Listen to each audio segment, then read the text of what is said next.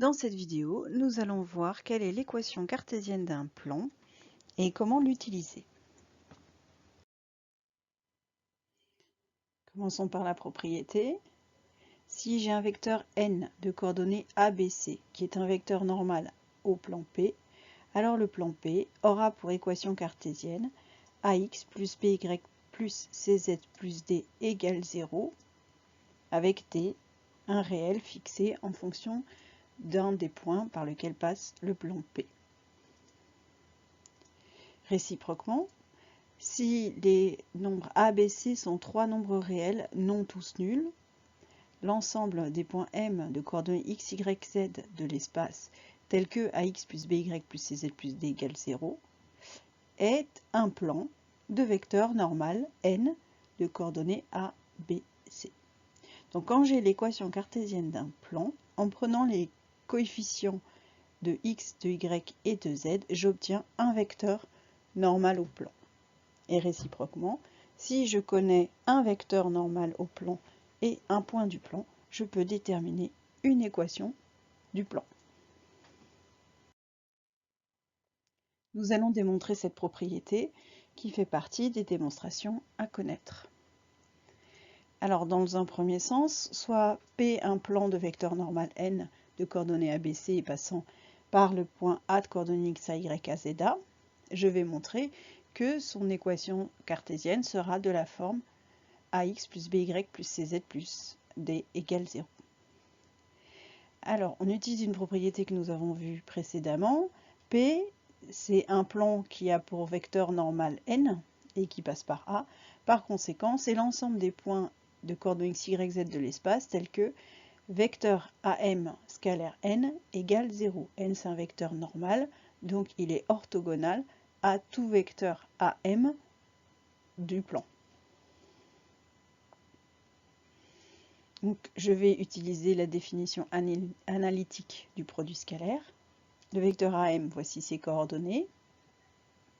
Et donc AM scalaire n, c'est x moins xa fois petit a, plus y moins ya fois petit b, plus z moins za fois petit c. Et donc c'est cette somme qui est égale à 0. Je vais développer. Je vais mettre a fois x, plus b fois y, plus c fois z, la première partie. Et tout le reste, je vais le mettre ensemble. Moins a fois xa, moins b fois ya, moins c fois za. Et tout ça est égal à 0. Donc si je pose d égale a moins axa plus moins bya moins cza, c'est un nombre réel qui est fixé. Il est déterminé par petit a, petit b, petit c et les coordonnées du point A. Donc si je pose petit d égale tout ceci, j'ai bien une équation de la forme ax plus by plus cz plus d égale 0, c'est-à-dire l'équation d'un plan P. Réciproquement, si j'ai un ensemble de points de l'espace tels que qui vérifie ax plus by plus cz plus d égale 0, je vais montrer que cet ensemble est un plan de vecteurs normal ABC. Donc soit grand E l'ensemble des points M qui vérifie ax plus by plus cz plus d égale 0, soit N un vecteur de coordonnées ABC et M un point qui appartient à cet ensemble.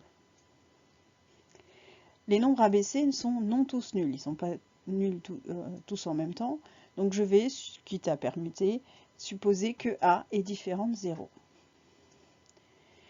Par conséquent, le point de coordonnées moins D sur A 0, 0 va être un point de E. En effet, si je remplace ces coordonnées, A fois moins D sur A plus B fois 0 plus C fois 0 plus D, ça fait 0. Donc c'est un élément de mon ensemble E. J'ai trouvé un point qui est dans mon ensemble. Ensuite, un point M de coordonnées x, y, z est sur E, si et seulement si AM scalaire n est égal, et j'utilise la forme explicite. Donc, les coordonnées de AM, c'est x moins d sur A, donc x plus d sur A fois petit a, plus y moins 0, c'est-à-dire y fois petit b, plus z moins 0, c'est-à-dire z fois petit c. Et donc tout cela, ça fait ax plus d plus by plus cz. Or, mon point M, il est dans l'ensemble E, donc tout ceci est égal à 0. Par conséquent, on a obtenu que M est dans l'ensemble E si et seulement si AM scalaire n égale 0. Or, l'ensemble des points M de l'espace tels que AM, produit scalaire de AM par N égale 0, et le plan passant par A de vecteur normal petit n. Donc E est le plan passant par A et de vecteur normal petit n. Et nous avons démontré la propriété. Voyons à présent deux exemples d'application. Alors le premier, on vous donne un point A de coordonnées -2, 3, 5 et un vecteur normal n, et on vous demande de déterminer une équation cartésienne du plan passant par A et de vecteur normal n. Et ensuite, on vous demande de vérifier si un point M est un point de ce plan. Alors, pour la première, il suffit d'appliquer la formule de la propriété précédente, c'est-à-dire que le vecteur n a pour coordonnées 1, 2, 4, donc a égale 1, b égale 2, c égale -4, et donc une équation cartésienne du plan, c'est 1 fois x plus 2 fois y plus -4 fois z plus le dernier réel, petit d. Alors maintenant, il faut trouver d. Pour trouver d, on a, parce qu'en fait, la première partie, là, ça me donne tous les plans qui ont pour vecteur normal n. Donc ce sont des plans parallèles. Maintenant, si je veux le plan qui contient le point A, il faut que j'injecte les coordonnées du point A dans l'équation du plan. Donc A, ses coordonnées, c'est -2, 3, 5. Donc je remplace x par -2, y par 3 et z par 5. Je remplace et je trouve une équation qui me permet de déterminer d, puisque -2 plus 6, ça fait 4. 4 moins 20, ça fait -16. Et donc, le nombre d vaut 16. J'en déduis qu'une équation cartésienne du plan P est x plus 2y moins 4z plus 16 égale 0. Ensuite, je dois remplacer, pour savoir si un point M est un point du plan, on a vu dans la propriété, un point M est un point du plan si et seulement si ses coordonnées vérifient l'équation du plan. Donc je vais remplacer les coordonnées du point M dans l'équation obtenue. Donc ça me fait 5 plus 2 fois 7 moins 4 fois 11 plus 16, ce qui me donne 7 qui est différent de 0. Donc le point M n'est pas un point du plan P. Un deuxième exemple sur l'intersection et la position relative de deux plans. Donc j'ai deux plans dont on connaît des équations cartésiennes, le plan P d'équation 2x plus y plus 1 égale 0, et le plan P' d'équation -1 demi de x plus y plus 3 demi de z moins 4 égale 0. Première question, on me demande de montrer que ces deux plans sont perpendiculaires. Et ensuite, on me demande de déterminer une représentation paramétrique de leur droite d'intersection, puisqu'ils sont perpendiculaires, en particulier ils ne sont pas parallèles, et donc ils ont une droite d'intersection. Alors, pour montrer qu'ils sont perpendiculaires, je vais montrer que les vecteurs normaux sont orthogonaux.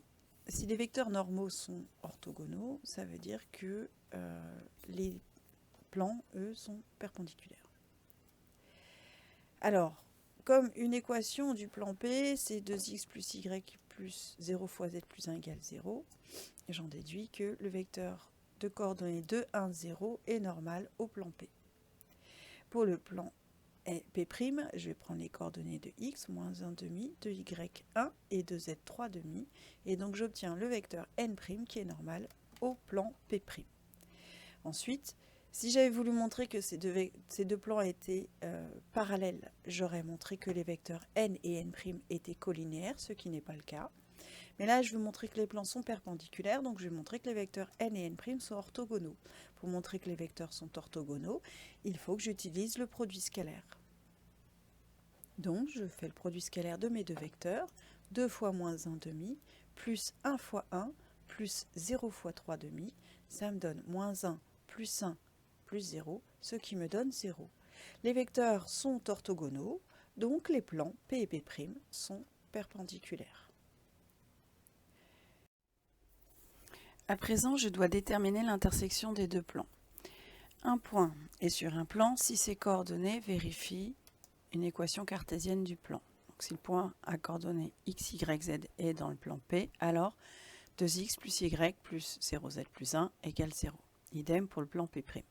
Donc si un point est à l'intersection des deux plans, alors il doit vérifier les deux équations. C'est-à-dire qu'il va vérifier le système suivant. Alors j'ai deux équations, j'ai trois inconnus. Effectivement, l'intersection de deux plans est une droite, donc je ne trouverai pas un point d'intersection, mais un ensemble de points, c'est-à-dire une droite. Donc je vais fixer une des inconnues comme paramètre. Par exemple, prenons x égale t. Si l'on prend x égale t, alors, d'après la première équation, comme on a 2x plus y plus 1 égale 0, ça fait 2t plus y plus 1 égale 0, soit y égale moins 1 moins 2t.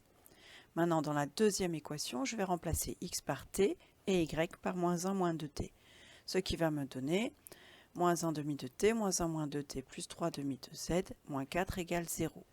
Moi, je cherche à déterminer z, donc j'ai 3 demi de z égale 4, moins 4 moins 1, ça fait moins 5, plus 5, ça fait 5. Et là, j'ai moins 1 demi moins 2t, donc ça fait plus 1 demi plus 2t. 2t, c'est 4 demi de t, donc ça fait z, ça fait 5 plus 5 demi de t.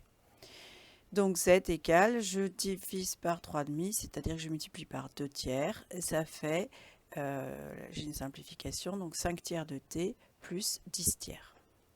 Donc à présent, j'ai la représentation paramétrique de la droite d'intersection des plans P et P', j'en ai une au moins, x égale t, y égale moins 2t moins 1, et z égale 5 tiers de t plus 10 tiers.